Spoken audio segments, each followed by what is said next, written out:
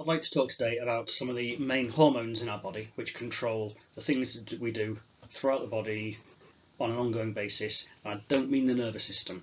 The nervous system controls what we do and responses really quick, whereas hormones take somewhat longer to work. So, firstly, we've got a male and a female here, and that first one over there on the left is the testicle, and the testicle affects the male sex hormones such as testosterone, and they affect your body at puberty. Over on the other side, well, on this picture, it's the ovaries, and that is what produces the female sex hormones, things like estrogen, and they affect the woman's female monthly cycle. Here, just above your kidneys, you've got things called the adrenal glands, and they produce a hormone called adrenaline. Now, adrenaline is a hormone, and it travels around your body, and when it gets to your heart, it affects your heart. It makes your heart go faster. It makes your breathing rate go faster, so that you can do fight or flight. You can run. You can fight if you have to. Here's one in your neck, which we'll be talking about more in a bit. It's called the thyroid, and the thyroid produces a hormone which again travels around the body in the bloodstream, and it controls your metabolic rate. This one up here, tiny little gland up in your brain called the pituitary, and that controls various different growth hormones which travel around your body, and they control how you grow and how you regenerate and things. This one, just in between your kidneys, is a very important one called pancreas, and the pancreas does all sorts of jobs. It's got loads and loads of jobs, but in particular it produces a couple of hormones called insulin and glucagon, which control the blood sugar levels, and they just travel throughout the body, and they go to your liver and they tell your liver to make more glycogen or release glucose, and they do various things which talk about again. Now then, you should be able to remember all those ones there. You should be able to remember the names of those and all the hormones they produce and the functions they do. If you can't, it's probably worth just going back and reminding yourself. Now, I want to talk about thyroxine and the metabolic rate. Metabolic rate is the rate at which the energy stored in your food is transferred into all the different reactions that keep you alive, all the different things you're doing. This is your baseline stuff, not the running around, but all the stuff just keeping you there existing, and it takes an awful lot of energy. That's called your metabolic rate. One of those hormones that controls it is released by the thyroid, and it's called thyroxine. If you've got lots of this thyroxine knocking about, it causes your heart rate to go fast, and it tells your body to break down proteins and carbohydrates and things. Now, one of the key facts about thyroxine is it's part of a mechanism called a negative feedback loop. And negative feedback basically means if your body is one way, it turns it back the other. So if you're too hot, it cools you down. If you're too cold, it warms you up.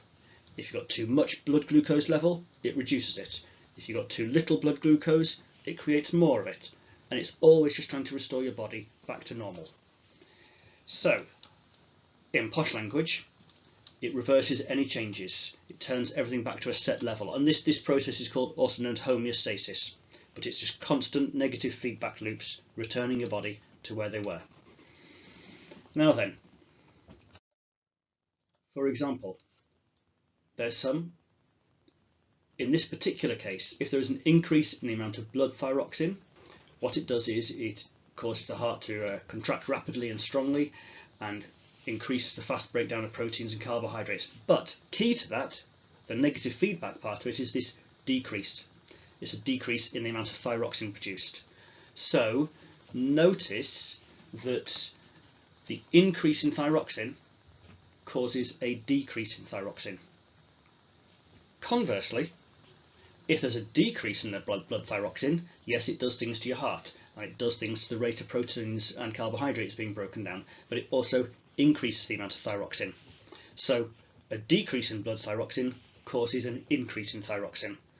When it goes one way, it always goes back the other way. That's a negative feedback loop. Now, I'm going to show you this, and after a while, from memory, I'd like it if you could possibly try and draw this yourself with all these words on, but let's just go through it first. Firstly, there is a gland called the thyroid gland, and it produces a hormone called thyroxine. Now, this thyroxine targets organs around the body like the liver, the kidneys and the heart. But just to make life difficult, the thyroid gland doesn't just operate itself. It takes two more glands producing two more hormones to control the thyroid gland. And the other two glands are up in your brain. They're called the hypothalamus and the pituitary. Now the hypothalamus produces a hormone called TRH. Now you don't need to remember the name of it, but it stands for thyrotropin releasing hormone, and just call it TRH. Hypothalamus produces TRH. That goes to the pituitary. When it arrives at the pituitary, it tells the pituitary to produce something called TSH, which is thyroid stimulating hormone. Again, just call it TSH. So the hypothalamus makes TRH, which tells the pituitary to make TSH, which tells the thyroid gland to produce thyroxine. Now, it's a negative feedback loop. So remember, if there's too much thyroxine, that'll tell the body to produce less thyroxine, and indeed it does. As the blood goes around the body, including the thyroxine, it gets to the hypothalamus, and the hypothalamus detects there is too much thyroxine. If there's too much thyroxine, it's going to tell the body to make less TRH, and if there's less TRH, the pituitary will slow down and can produce less TSH, and therefore the thyroid gland will make less thyroxine. But when there's less thyroxine, that's also a negative feedback loop. And the less thyroxine is a message to the hypothalamus again to start the process the opposite way. So less thyroxine tells the hypothalamus to make more TRH, so the pituitary makes more TSH, so the thyroid gland makes more thyroxine. Always, when the thyroxine is getting to the target organs, it's telling the liver and the kidneys and the heart to do things, but the more and less thing is the negative feedback. Okay. I would like you to try and draw that from memory if possible. So, have a look at it. That's the shape of it. Give yourself some space. That's what's on it. Have a go at drawing it, and if you need to go back, we can. Otherwise, give yourself a moment. Pause the video there and try and draw it. Okay, let's see if you got it right. So, the thyroid gland produces thyroxine, which targets organs such as the liver, the kidneys and heart. But the thyroid gland is controlled by the hypothalamus and the pituitary, and they produce the hormones TRH and TSH. Now, when the thyroid gland is producing too much thyroxine, that sends a message all the way around, carried through the blood, and it gets to the hypothalamus. And if there's too much thyroxine, that gives it the order to make less TRH. But if there's less thyroxine, then that gives the order to make more TRH. And that's your negative feedback loop. Okay? If you're not sure, test yourself again.